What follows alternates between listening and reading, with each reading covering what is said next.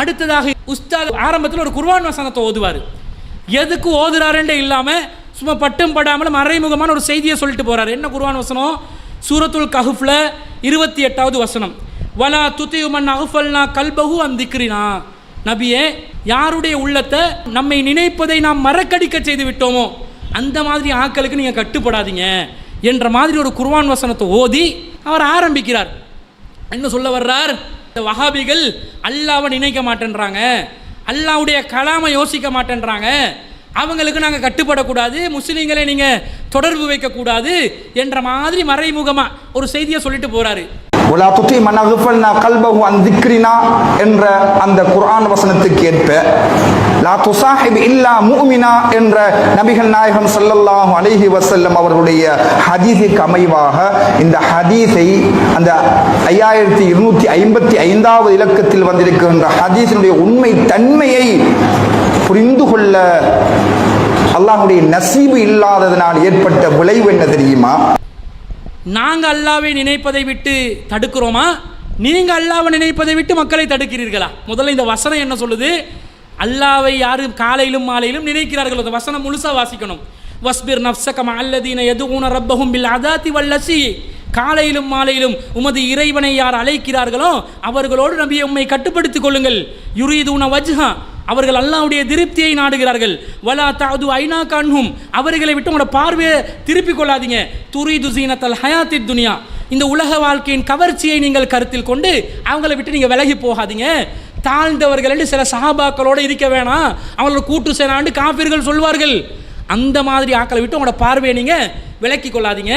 வலா துதி மன் அஃபல்னா கல்பஹு அன் திக்ரினா, நம்மளே நினைக்காத யாருடைய உள்ளத்தை நாங்கள் மறக்கடிக்க வச்சுட்டோமோ அந்த மாதிரி ஆக்களுக்கு கட்டுப்படாதீங்கன்னு அல்லாஹ் சொல்கிறான். இது நீங்கள் சொல்கிற இந்த சப்ஜெக்ட்டுக்கு சம்மந்தப்பட்டது இல்லை, ஆனால் இதில் நீங்கள் உள்குத்தா ஒரு கருத்து சொல்ல வர்றீங்க. அந்த கருத்து என்ன? நாங்கள் அல்லாஹ்வை நினைக்கவே இல்லை, நாங்களாம் நினைக்காமல் இருக்கிறோம். நபிகள் நாயகத்துடைய அஹ்லாக்கு எங்கேயோ இருக்குது, அந்த உமைமா பின் நூமானுடைய செய்தி எங்கேயோ கீழே இருக்குது. இது ரெண்டும் மெச்சாகுதுன்னு நீங்கள் சொல்கிறீங்களே, அல்லாஹ்வுடைய கலாமுக்கு எதிரான சொல்லாக இருக்குதுன்னு சொல்லி நாங்கள் தான் அல்லாஹ்வை நினைக்கிறோம்.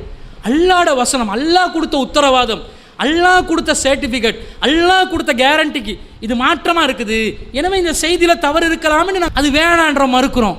அதை விட்டுட்டு அல்லாஹ் என்ன சொன்னாலும் பரவாயில்லை, குர்ஆன் என்ன சொன்னாலும் பரவாயில்லை, ரசூல் என்ன சொன்னாலும் பரவாயில்லை, இந்த செய்தியில் ரசூல் ஸல்லல்லாஹு அலைஹி வஸல்லம் சம்பந்தமாக கெட்ட மாதிரி வந்தாலும் நாங்கள் ஏற்றுக்கொள்ளணும் என்று சொன்னால், அல்லாஹ்வை நினைப்பதை விட்டும் உள்ளங்கள் மறக்கடிக்கப்பட்டவர்கள் நாங்களா நீங்களா? உங்களுடைய உள்ளங்கள் தான் மறக்கடிக்கப்பட்டிருக்குது. உங்களுடைய உள்ளத்துக்கு தான் அல்லாஹ் செயல் வச்சிருக்கிறான். அதான் எவ்வளவு சொன்னாலும் உள்ளத்துக்குள்ளே போகுதில்லை, உள்ளத்துக்குள்ளே இறங்குதில்லை. ஒரு மனசாட்சி வேணா? யாரை எப்படி சித்தரிக்கிறாங்க?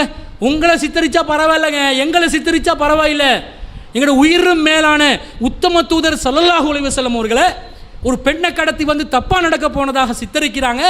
அது குர்ஆன் வசனங்களை ஆதாரம் காட்டி ரசூல் எப்படி நடப்பாங்களா? அல்லாஹ்வுடைய தூதருடைய குணத்துக்கு இது ஏற்புடையதான்னு கேட்டால் நாங்கள் அல்லாஹ்வை நினைக்கலையாம், நீங்கள் அல்லாஹ்வை நினச்சிக்கலாம். தலை கீழாக புரியுங்க. மொத்தமாக மண்டையில் சரக்கு இல்லை, வாதம் இல்லை, ஆய்வு இல்லை, எங்களுக்கு எதிராக வாதம் வைக்கிறதாக சொல்லிக்கொண்டு தனக்கு எதிராகவே குர்ஆன் வசனங்களை ஓதிக்கொள்ளக்கூடிய ஒரு வழிகட்ட சூழ்நிலையை நாங்கள் இந்த குர்ஆன் வசனத்தை அவர் ஓதி காண்பிப்பதன் ஊடாக அவருக்கு எதிரான குர்ஆன் வசனத்தை நமக்கு எதிராக ஓதி காண்பிப்பதிலிருந்து தெள்ள தெளிவாக நிரூபணமாகிறது.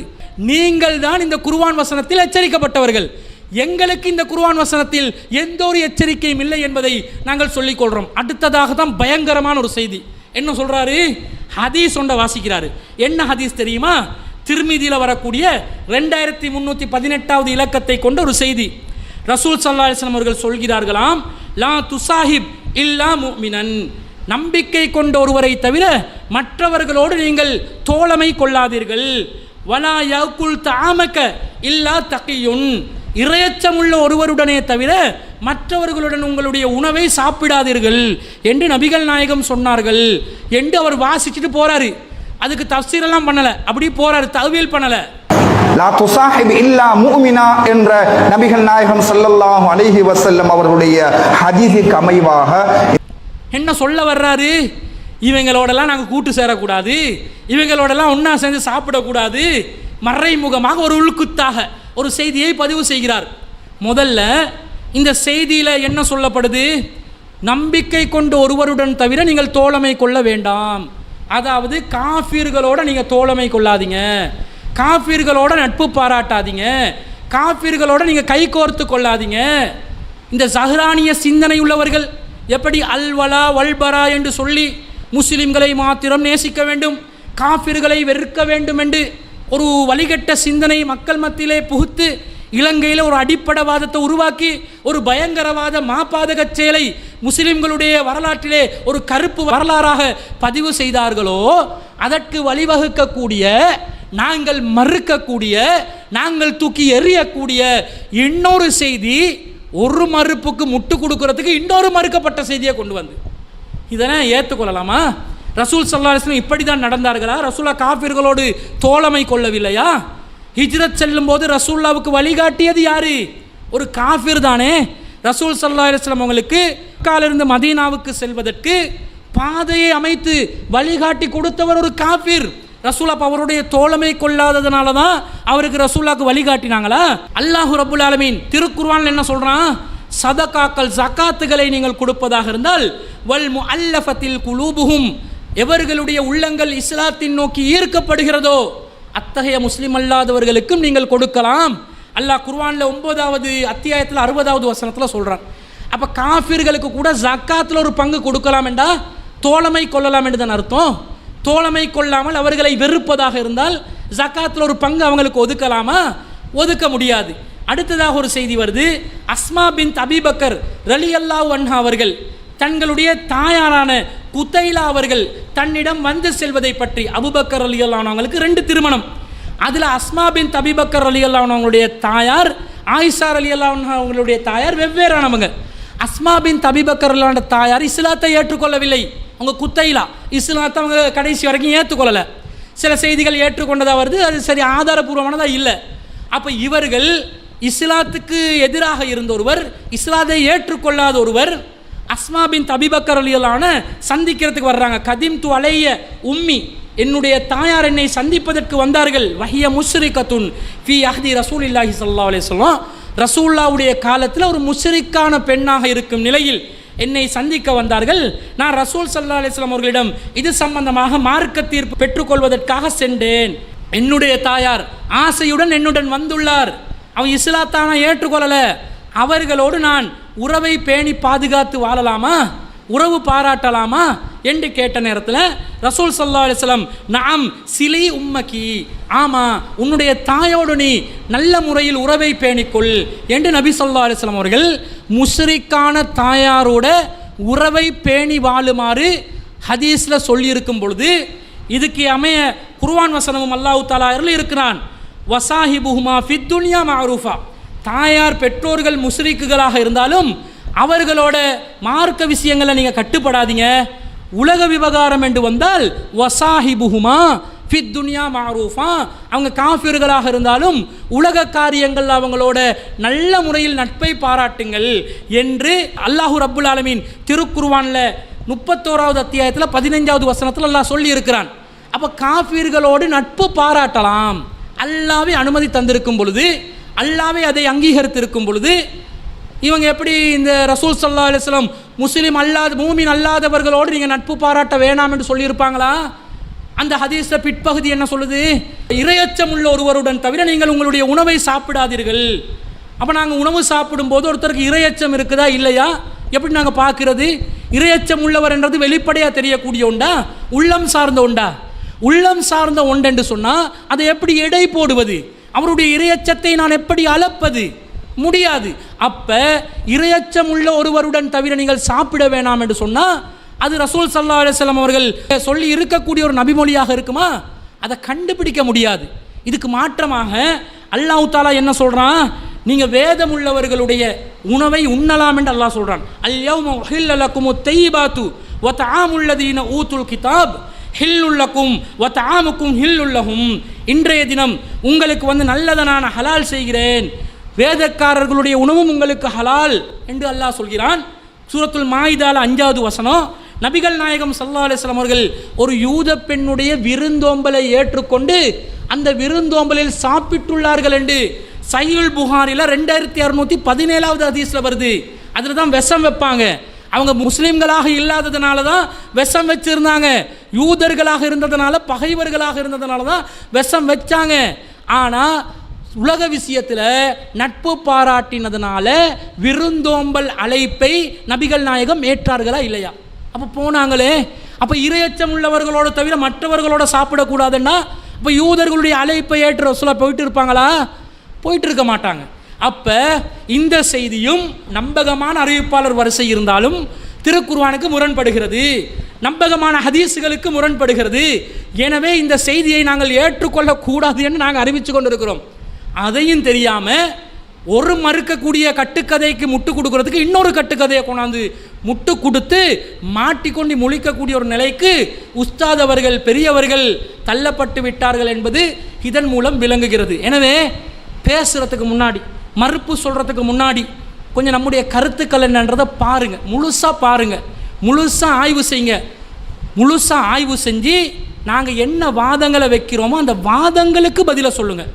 வாதங்களுக்கு பதில் சொல்லாமல் அப்படி உங்களோட மக்களை, உங்களோட இருக்கக்கூடிய கூட்டத்தை தக்க வைக்க நினைத்து கொண்டு ஏதாவது மழுப்பி சொல்லலாம் என்று நினைச்சா நாங்கள் விட மாட்டோமே. நாங்கள் குர்ஆன் சுன்னா அடிப்படையில் அதற்கு விளக்கம் சொல்லுவோமே, கேள்வி கேட்போமே, உங்களிடமிருந்து பதில் வரும் வரைக்கும் நாங்கள் விட மாட்டோமே. இந்த மறுப்புரைகள் தொடர்ச்சியாக வருமே என்பதையெல்லாம் நினைவில் வைத்து கொண்டுதான் மறுப்புரைகளுக்குள்ளே நுழைய வேண்டும். அப்படி இல்லையா, நீங்கள் வீடியோவில் சொன்ன மறுப்பை விட உங்கள்கிட்ட விளக்கம் இருக்குதா? உஸ்தாத் அவர்களே, ஹஸ்ரத் அவர்களே, பெரியவர்களே, சுன்னத் ஜமாத்தின் ஆலிம்களே, அல்லது தௌஹீத் போர்வையில் நடமாடக்கூடிய போலி தௌஹீத்வாதிகளே, சலஃபு கும்பல்களே, அனைவரும் வாருங்கள், பேசுவோம். கேட்டால் இவங்களுக்கு விவாதம் தான் வேலை. அதான் நீங்கள் கொடுக்குற தன்னிச்சையான பதில் இருக்கிறதே, ஒரு தலைப்பட்ச பதிலில் விஷயம் வருதில்லை. நாங்கள் கேள்வி கேட்டால் தானே உங்கள்கிட்ட சரியான பதில் வரும். நீங்கள் பாட்டுக்கு நாங்கள் சொல்லாதோண்ட சம்மந்தம் இல்லாமல் பேசிட்டு போனால் நேருக்கு நேர் இருந்து பேசுவோம். நீங்கள் தான் அரபியில் புலமை வாய்ந்தவர்கள் ஆயிடுச்சு, நீங்கள் தான் ஆலிமுல் ஃபாலில் ஆகிட்டே. அப்போ இந்த ஆலிமுல் ஃபாலில்கள், அல்லாமாக்கள், கிபாருல் உலமாக்கள், குத்துபுல் அக்தாபுகள் எல்லாம் வாங்க, எல்லாம் வாங்க பேசுவோமே. இப்போ நாங்கள் சொல்லக்கூடிய வாதங்கள் சரியானதா, எங்களோட ஆதாரங்கள் சரியானதா? நம்முடைய வாதங்களும் ஆதாரங்களும் பிள்ளைன்னா நிரூபிங்க. இது எந்த பஞ்சாயத்தும் இல்லை. நல்ல சுமூகமாக அழகான முறையில் அழகான வாதங்களை வச்சு நேர்வழி எதுன்றதை தீர்மானிப்போம், சத்தியம் எதுன்றதை தீர்மானிப்போம். இதை விட்டுட்டு அந்த முஸ்லீம் அறிஞர் பேரை கூட சொல்ல விருப்பம் இல்லை என்று அந்த அளவுக்கு வெறுப்போட வந்து ஏதாவது விஷயத்தை சொல்லி போவீங்கன்னு பார்த்தா விஷயத்தில் ஜீரோ, விஷயத்தில் ஒன்றும் இல்லை, எல்லாம் புஸ்வானம் என்று ஆகிருச்சு என்பது உங்களுடைய அந்த 14 நிமிஷ விளக்க வீடியோவிலேருந்து வருது. புகாரி கிதாபை தொட்டு காட்டினதால தான் புகாரியோட நின்று கொண்டோம். மற்ற கிதாபுகளையும் தொட்டு காட்டி போனீங்கன்னா இன்னும் நீண்ட நெடு விளக்கங்கள் உங்களுக்காக காத்து கொண்டு இருக்கின்றன. இன்ஷா அல்லாஹ் இதை நீங்கள் தொடர்ந்தால் நாங்களும் தொடர்வோம். சில பேர் அப்படி இப்படி மறுப்பு தெரிவிச்சுட்டு போவாங்க. நாங்கள் ஒரு பதில் கொடுத்தோன்னே கப்பு சிப்பு. அதுக்கு பிறகு என்ன செய்கிறது? அவர்கள் எங்களுக்கு பதில் சொல்ல வேணாம் என்றார்கள், இவர்கள் எங்களுக்கு பதில் சொல்ல வேணாம் என்றார்கள், எனவே நாங்கள் மௌனம். ஏதாவது தப்பிக்கிறதுக்கு வழி இருக்குதான்னு பார்க்குறது. ஏதாவது ஒரு காரணம் கிடைச்சோடனே சட்டத்தை காரணம் காட்டி, அல்லது யாராவது ஒரு பாதுகாப்பு அதிகாரியை காரணம் காட்டி, அல்லது அவர் அலிரலியல்லான்னு பற்றி இப்படி பேசிட்டாரு அதனால் நான் விவாதத்துக்கு வரமாட்டேன் என்று அதை காரணம் காட்டி இப்போ இன்னொருத்தர் போட்டிருக்கிறார். என்ன போட்டிருக்கிறார்? முர்ஷித் அப்பாசி அவர்கள் பிஜே அவர்களுக்கும் அப்துல் ராசிக்கின் அந்த விவாத அழைப்புக்கும் நாங்கள் எப்படி பதில் கொடுக்கணும், என்ன மாதிரி நாங்கள் அதை அணுகணும். ஜாக்கையும் சலஃபு ஆலிம்களையும் விவாதத்திற்கு அழைத்துள்ளார்கள், நாங்கள் இவங்களுக்கு எப்படி பதிலடி கொடுக்கணும் என்றெல்லாம் போஸ்ட் ஒன்று வருது. ஏதாவது பதில் கொடுப்பாரா இல்லையான்னு பார்ப்போம். பதில் கொடுப்பாரா, நம்முடைய விவாத அழைப்பை ஏற்றுக்கொண்டு ஒப்பந்தத்தை கைச்சான்றிடுவதற்குரிய திகதியை ஃபோன் கொண்டு தொடர்பு கொண்டு அறிவிப்பாரா என்றதை நாங்கள் வெயிட்டிங்கில் இருக்கிறோம். அதை விட்டுட்டு முர்ஷித் அப்பாசி அவர்களுடைய விளக்கத்திலையும் இல்லை இவங்களோட பேச இயலாது, பேச முடியாது என்று சொன்னால் அந்த வார்த்தை வந்துட்டாலே விளங்கிக்கோங்க, இவங்க அசத்தியவாதிகள், இவங்க வழிகேடர்கள், இவங்க சுத்த சூனியங்கள், இவர்களிடம் எந்த ஒரு ஹக்கும் இல்லை, சத்தியத்தை நிரூபிப்பதற்கு திராணியும் இல்லை, தைரியமும் இல்லை, வலிமையும் இல்லை, அறிவும் இல்லை என்பது தெல்ல தெளிவாக நிரூபணமாகிவிட்டது என்பதை பொதுமக்களாகிய அனைவரும் புரிந்து கொள்ளுங்கள்.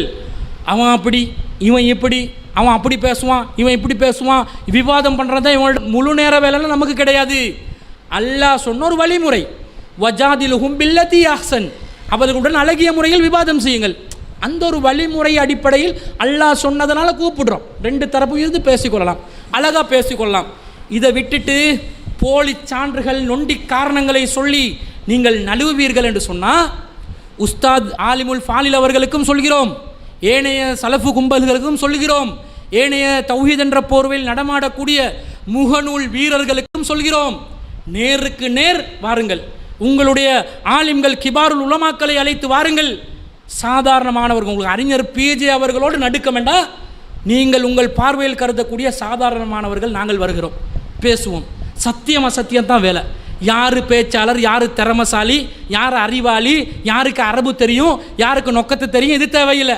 சத்தியம் அசத்தியம் எதுன்றதை பள்ளிச்சென்று விளங்கக்கூடிய விதத்தில் ஒரு தரமான விவாதத்தை நாங்கள் நிகழ்த்துவோம்.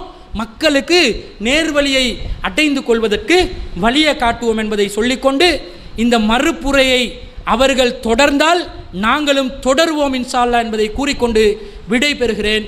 வாஹிரு தாவானா அனில் ஹம்துலில்லாஹி ரப்பில் ஆலமீன்.